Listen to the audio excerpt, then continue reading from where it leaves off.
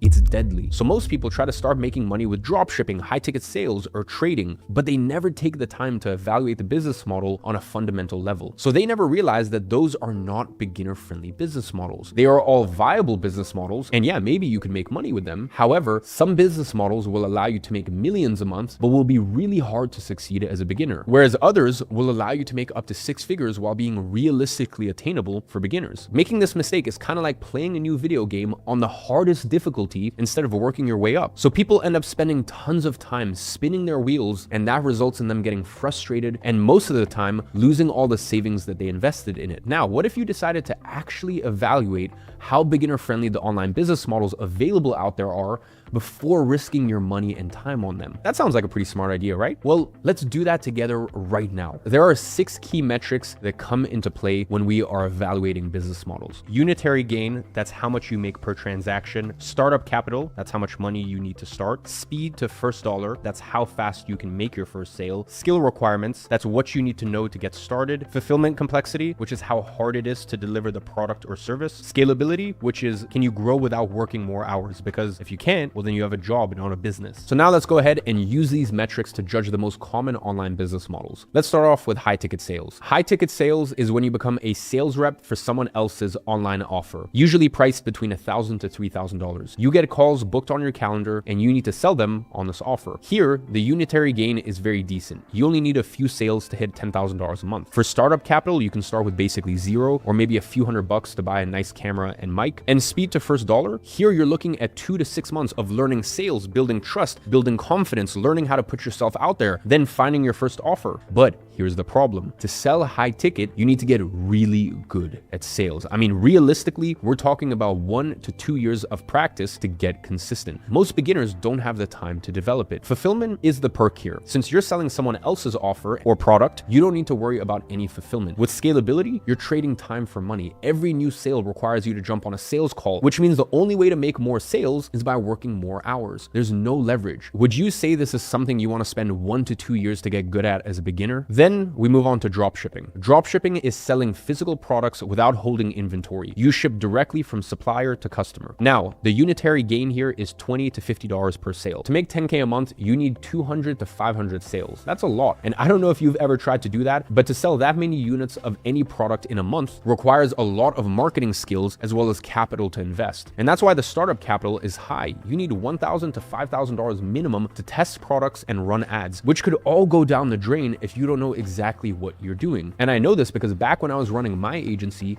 we worked with a few dropshipping brands and we would test 20 plus products before finding one that works. That is expensive. Speed to first dollar is usually 3 to 6 months because you're constantly testing and testing. For skill requirements, you need to know Facebook ads, product research, customer support, shipping logistics. Basically, you need to become a full stack entrepreneur. Fulfillment complexity is medium. Although you don't hold stock, you have to deal with supplier issues, shipping delays, refunds. Scalability is okay, but the more you scale, the more your ad cost goes up, so your margins get thinner. So do you see why this is not the most ideal business for a beginner? Now we have affiliate marketing. It basically consists of promoting other people's products and earning a commission. It's a pretty similar situation to dropshipping. Unitary gain is $50 to $250 on average. Startup capital is $1,000 to $5,000 because you need to run ads or you have to build your own audience. And if you don't know what you're doing, that money disappears fast. Speed to first dollar is 2 to 4 months while you're figuring out what converts. Skill requirements are high. You need marketing, copywriting, and either paid ads or content creation skills. Fulfillment is easy. The product owner handles everything for you, but scalability is medium. You need more and more traffic, which again costs more money. Profit margins are thin. 60 to 90% of your revenue goes back into ads. So out of 10K in revenue, you might only keep 1 to 4K. Yeah, sure, better than a job, but not amazing for beginners. Next, we have trading. Now, trading is a slightly different story.